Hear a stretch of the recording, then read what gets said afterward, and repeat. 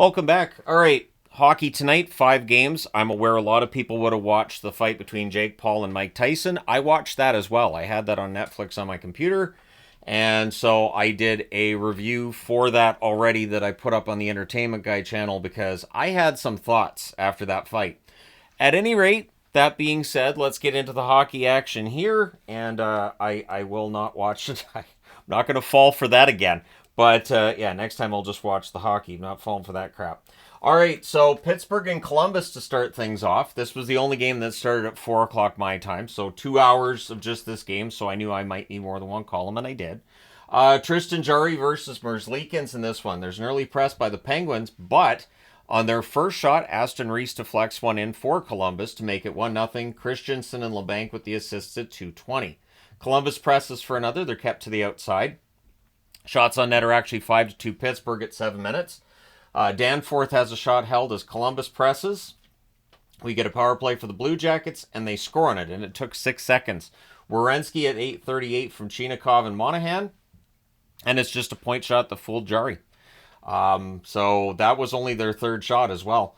The Penguins press at the half, Columbus blocking until Beauvillier bats one out of the air at 11:51. Crosby with the assist.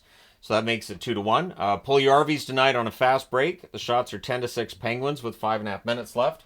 With 3:53 left, the Penguins draw a power play. Back-to-back clears. Power play's killed off. No shots. 26.4 seconds left. Columbus is on the power play. So Crosby with an assist in the first period ties Joe Sakic, and it's a matter of can he get another before the game's done to pass Joe Sakic? Spoiler alert, no. So to start the second period, the Penguins finish the kill. Danforth's denied after that's done. There's a press by the Penguins at 3.5 minutes. Columbus gets pinned down, but they block pretty well. We get a power play drawn by the Penguins. The Penn cycle. Columbus clears. There's a shorthanded rush by Monahan. Penguins have a 2-on-1. That misfires. Power play's killed off. No shots on net. Shots on net are actually 4-1 Columbus at 7 minutes. The Penguins score, but it's waved off for goalie interference, and nobody challenged it otherwise. Werenski has a rush chance that's held. There's a press by Columbus at 9.5 minutes. They're kept to the outside. We get a power play for the Penguins. There's an early clear there. Carlson has a one-timer that's saved. There's a late cycle. And Bunting buries one in close. It was a bouncing puck there. Beauvillier and O'Connor with the assists at 12:05. Aston Reese then has a wraparound that's saved. Columbus draws themselves a power play. There's an early clear. Things are pushy on a hold by Jarry. Power play's killed off, and the Penguins clear after it's done. Penguins press with 4 minutes left, but on a rush at 16:27. Olivier with his 5th of the season. Werenski and Fabro with the assists. It was announced as Fantilli, but it said Fabro on the app, and last I looked, it still says Fabro. That would be his first point as a Columbus Blue Jacket, unless it does turn out to be Fantilli's. Beauvillier's denied in the final minute. He was the best player for Pittsburgh tonight, but they're down 3-2 after 2. Third period, there's an early press by Columbus, and at 1:56, Voronkov buries a rebound on close. Marchenko and Provorov with the assists. Columbus gets a power play. There's an early cycle. Puck's cleared out. There's a mask save on Cole Sillinger. That's killed off. The shots are 7-1 Columbus at 5.5 minutes. And at 9:49, Severson scores for Columbus. Monahan and Voronkov with the assists. We then get a power play for Columbus, so they're just in full control. That is killed off. Penguins then get a power play. There's a near miss for Crosby late in the power play, and they'd pulled the goalie too to make it 6-on-4. Sillinger hits the empty net from Provorov and Danforth at 15:32. Then Sillinger kind of gets mugged, and Michael Rupp says on the announce team, yeah, he's been asking for that all night. Something along those lines, and I'm thinking, what? So that happens to make it 6-2. There are some CBJ chants to close it out. Columbus wins 6-2. They go to 6-8-2 on the season. Pittsburgh 6-10-3 with the loss. And is there a chance Sullivan could end up being out? I feel like I could do a Pittsburgh video over the weekend. That I might have to do one after a coaching change because something's got to give in Pittsburgh. Shots on net, 9-6 Pittsburgh in the first, 14-10 Columbus in the second, 19-4 Columbus in the third. Final shots, 39-23 for Columbus. Power plays, Pittsburgh 1 for 4, Columbus 1 for 5. The hits, 26-18 Columbus. Jarry saves 33 out of 38. Merzlikins 21 saves on 23 shots. I thought Jarry had a rough start to the game. I thought he got better as the game went along. All right. And the second game that we'll get into, Washington and Colorado. So the Caps This is quite the result here. So it's Lindgren versus Annunen, and at 2 minutes, Kelly puts one over Lindgren's shoulder for his first goal of the season. Gerard with the assist, or as Altitude calls him, Sammy G, which sounds like a rapper. It does. Anyways, there's a power play for the Caps. There's a post for McMichael, and then Vrana buries one on a one-timer. That was the first shot on net for Washington. So Annunen had a rough start. Dubois and Ovechkin with the assists at 4:25. The Avs press at 6.5 minutes. The Capitals block, though. And then at 7:48, McMichael goes post and in from Wilson and Van Riemsdyk. That is the second shot on net in the game for Washington, both of them having gone in the net. The Avs press with 8 minutes left. We then get a power play for the Capitals. That's killed off. One shot on net. 1:10 left. The Avs get a power play. So it's 2-1 Washington after one. And to start the second period, the Caps finish the kill. And then on a turnover, McMichael scores at 1:53. He goes backhand on a net drive. And then Minor's in. Trent Minor was in the net tonight for Colorado. The Avs press to respond, and they score. Apparently it worked. Kovalenko scores from Kelly and Wood at 4:03, or Kelly Wood. That sounds like a good name, too. But yeah, at 4:03, and that's a rebound that's buried in close by Kovalenko. The shots are 5-1 Colorado at 5 minutes. There's a glove save on a Kovalenko rush chance. The Caps press at 8 minutes, and at 9:21, Chychrun wires one from the slot on a rush. Dubois with the assist there. That makes it 4-2 in favor of the Capitals. The Avs press with 8 minutes left. The shots are 6 apiece with 4.5 minutes left. The Caps press with 4 minutes left, and they emerge from the second period with that 4-2 lead. Third period, there's an early press by the Capitals. O'Connor has a rush that's defended. The Caps press at 3 minutes. Makar has a one-timer that's blocked. The shots are 3-2 for Washington, 6 minutes in. The Avs press at 8 minutes. They get some more pressure at the half. They just weren't getting that much at the net. So they're getting zone time. They're cycling, just not very much getting to the net at that point. Mangiapane has a slot shot that's caught and held. The Caps press with 6 minutes left. The goalie pull happens with a little more than 3 minutes to go.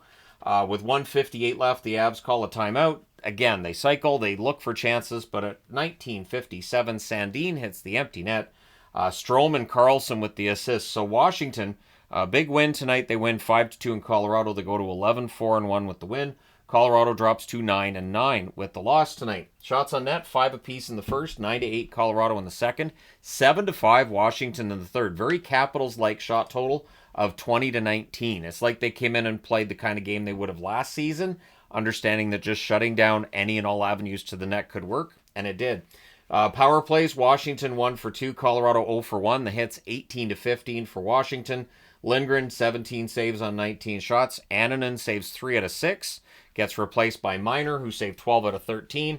I also think with just the sheer number of players who've come back into the lineup for Colorado, that could be throwing them off too. Just all of these changes so quickly, all these guys coming back, it absolutely can mess with the team's chemistry.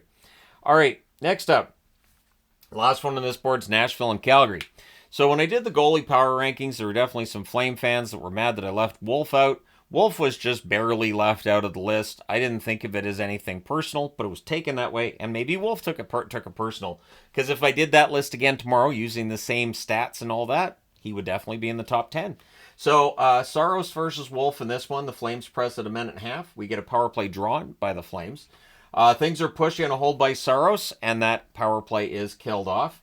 Tomasino's denied as the Preds get some pressure. The shots, though, are 5-2 Calgary, 6 minutes in. We get a power play for Nashville. That's killed off. The Flames go back to the power play. That one's killed off. 2 shots on net. I believe they had 4 shots on their first one. Pospisil's denied. The Preds rush the other way. We had a fight between McCarron and Pahal. It's a decent little tilt. Then there's a press by Nashville with 1.5 minutes left. It is scoreless after 1. Second period. Early press by Nashville. Evangelistas denied on a net drive. The shots are 4-3 for Calgary at 4 minutes. A lot of one-and-done chances. Not a lot of pressures by either team at this stage of the game. Stamkos gets robbed from the doorstep as his struggles continue. Shea's denied and close as well. The teams exchange rushes. Shea has a tip shot that's held. Both goalies really sharp in this game. Can't say enough good things. Saros is keeping this close, and whenever Wolf's tested, he passes that test with flying colors. Press by Nashville with 6 minutes left. Shen has a screenshot that saved. Sharon Govich then has a rush chance that's saved by Saros, as the goalies are just one-upping each other. 3:46 left. The Flames get a power play, and 3 seconds later that becomes a 5-on-3, which the Preds survived. So coming out of the second period, it's scoreless, and you wonder, is that 5-on-3 going to loom large over the rest of the game? Spoiler alert, no. Third period, Forsberg has a rush chance. That's held. The shots are 3-1 Nashville at 3 minutes. Pressed by Nashville, they're kept to the outside, and then Calgary gets a press at 6 minutes, and eventually they score. Miramanov roofs one from in close for his first of the season. Uyghur and Kadri with the assists at 6:37. Predators, they press to respond. We get a power play for Nashville. That's killed off. The Preds rush after that power play's done. Shots are 10-7 Nashville with 5.5 minutes left. There's a near miss for Sissons as the Preds look for the tie. Goalie pull happens with 2 minutes left, and on a turnover, Coleman gets the empty netter at 18:51. The only thing left was the shutout, and Calgary preserved that, so the Tony the Tiger Magnets on the board. They win 2-0. They go to 9-6-3 with the win. Nashville drops to 5-10-3. This is truly a rough go for the Nashville Predators. Shots on net, 10-8 Calgary in the first, 14-8 Calgary in the second, 13-9 Nashville in the third. Final shots are 33-29 for the Flames. Power plays, Nashville 0 for 2, Calgary 0 for 4, including that long 5-on-3. The hits, 38-21 Nashville. Saros saves 31 out of 32. He was excellent. That's why, even though his record's bad, he's still one of the best goalies in the league. Wolf, 29 saves on 29 shots. If they didn't have Saros in Nashville, their record would be even worse, and they're already 5-10-3. So, tells you what you need to know about Saros. He's signed for a very long time, though, so he's kind of stuck with it, isn't he? That being said, I do need to change boards. All right, it looked for a while tonight like Utah was going to pull off a huge upset, and then nope. So, it's Hill versus Vejmelka in this one, early press by Vegas. Utah gets some pressure at 3 minutes, but the shots are 4-1 for the Golden Knights 5 minutes in. Cooley has a net feed that's picked off. Holtz fires one wide on a rush, and then at 11:16, Cooley fires one top shelf from the slot. Michelli and Gunther with the assists, and Gunther had just hit the post before that, so 1-0 Utah. Vegas presses for a response. There was a press by Utah with 5 minutes left. The shots are 13-8 for the Utah Hockey Club with 4.5 minutes left. I can't wait till this team actually has a name. Stenlund misses one wide from in close, and I'm aware Utah Hockey Club's one of the options. Please no. Utah presses in the final minute. They're up 1-0 after the first. Second period, Schmaltz has a 3-on-2 chance that's blocked out. Pietrangelo has a rush chance that's held. Things are punchy on a hold by Hill. No penalties, though, because they weren't penalty punches. Vegas presses at 2.5 minutes. It's a thing. Look it up. Shots are 3 apiece at 4.5 minutes. Utah presses at 6 minutes. We then get a power play for the Utah Hockey Club, and they score on it. It is Sergachev from Keller and Kerfoot at 6:59. So that makes it 2-0, and then Utah presses for another. We get a power play for Vegas. That's killed off. Vegas presses with 8 minutes left. Eventually, they draw a power play again, and they score in this one. It's Hurdle from Raw and Eichel at 13:37. Hurdle then has a rush chance that's held as he is, having himself a night. Fans call one, and then the ref does as well with 3 minutes left. So that was weird. I'm writing fans call one, and then the arm goes up. And I'm like, oh, all right. The ref was actually convinced by the crowd. So that's killed off, and then they get another 4 seconds later, 56 seconds left. Utah goes back to the power play. That rolls over into the third period. Vegas does finish the kill. Keller can't bury one in close. Howden puts a puck in under the side of the net. So technically it went in the net, but it went under the side of the net, not inside the net, around the front. So, and he had this look on his face too, because he could have put it into the net the right way, just he didn't. The shots are 4-0 Utah at 3 minutes because what Howden did doesn't count as a shot. We have a fight between Raw and Cole. Utah comes out of that with a power play. That's killed off. Vegas then goes to the power play, and they score on it. It is Hurdle with his second power play goal of the game. Carlson and Eichel with the assists at 8:23 as he buries that one in close to tie the game at 2. The shots are 5-4 Vegas at the half, meaning they had 5 straight shots after Utah had a good start. Valimaki fires one high as Utah gets some pressure. They get more pressure with 5 minutes left, but at 18:42, William Karlsson tips one top corner. Korzak and Schwint with the assists. It is suddenly a lead for Vegas for the first time in the game. Utah calls a timeout. They also pull the goalie, which means Karlsson hits the empty net at 19:31, and Vegas wins 4-2. They go to 11-4-2 on the season. For Utah, they're 7-7-3 with the loss. Shots on net, 16-9 Utah in the first, 10-9 Utah in the second, 11-8 Vegas in the third. Final shots, 34-29 for Utah. Power plays, Vegas 2 for 3, Utah 1 for 4. The hits, 30-12 for Vegas. Aiden Hill saves 32 out of 34. Vejmelka saves 25 out of 28. All right, and last game of the night, and a bonkers 80s game, so the 80s magnets on the board here is we've got Anaheim and Detroit. It's Lyon versus Gibson in this one. Zegras has a backhand, that's caught and held, and on their second shot, the Ducks open the scoring. It's Zellweger, who had himself a game tonight. He scores from Lacombe and Carlson at 112. Kasper's then denied from the slot. Gibson holds there. Shots are 4-2 for the Wings at 5.5 minutes. We then get a power play for Detroit, and they score on it. Marco Kasper, I believe this is his first NHL goal. Confer Insider with the assists at 7:58 ties the game at 1. Ducks press at the half, but the shots are 8-4 for Detroit with 5.5 minutes left. With 2:13 left, the Wings get a power play, and 2 seconds later it becomes a 5-on-3. Now, unlike in the Calgary game, in this one, that 5-on-3 leads to a goal. Berggren gets one from a sharp angle. Tarasenko with the assist at 19:16. And then the 5-on-4 is killed off by the Ducks. But it's 2-1 for Detroit after 1. Second period, at 1:05, Raymond scores his second of the season. DeBrincat with the assist. I know it's his second because I've been writing his numbers on the board a lot over the weeks. And he's been waiting on that second goal for a while. We then get a power play for Anaheim. That's killed off. The shots are 3-1 for the Ducks at 5 minutes, meaning Detroit had scored on the only shot they had to that point.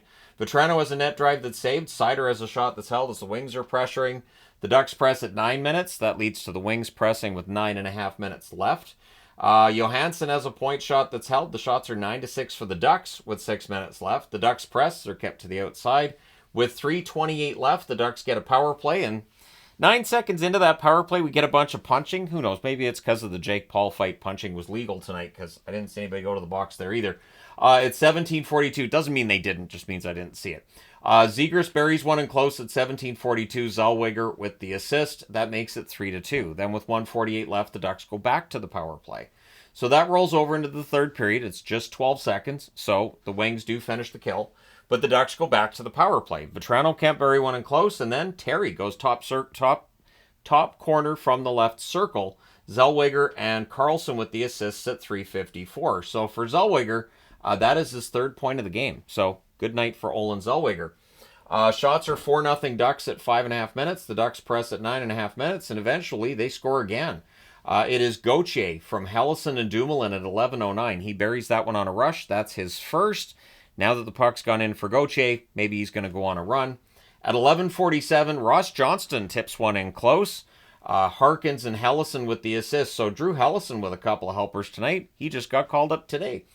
Shots are 7-4 for the Ducks with 5.5 minutes left. With 4:50 left, the Wings get a power play. Raymond has a one-timer that goes wide, and then DeBrincat buries a rebound from the side of the net to make the score a little bit closer. Seider and Raymond with the assists at 16:16. The Ducks press with 2.5 minutes left, which means the goalie pull can't happen that early. It's 1:20 left when the goalie pull happens. And at 19:36, the empty net is hit by Ryan Strome to get that 10th goal, which puts the 80s magnet on the board. Vetrano and Dumoulin with the assists. So Dumoulin had a couple of helpers tonight as well. Your shots on net in this 6-4 win for Anaheim. Anaheim goes to 6-8-2 with the win. Detroit drops to 7-8-1. Shots on net, 12-6 Detroit in the first, 15-8 Anaheim in the second, 8-5 Anaheim in the third. Final shots, 29-25 for the Ducks. Power plays, Detroit 3 for 4, Anaheim 2 for 4, and the hits were 23-11 for Anaheim. Lions saves 23 out of 28. Gibson saved 21 out of 25. So there you go. You're all caught up on tonight's games. Let me know your thoughts in the comment section below as always. Don't forget to hit like and subscribe in the event you may not have done so already. Thank you guys so much for all your support. And remember, these reviews now get added to the Hockey Guy podcast, which is now on YouTube. So you can listen to these as well. And I add videos that are of news varieties, and I'm adding just, up-to-date stuff where I can. If it's historical videos and stuff like that, career videos, I won't necessarily do that. But there are a number of videos going into that podcast category. So check that out. Thank you guys so much for all your support. I will talk to you again soon.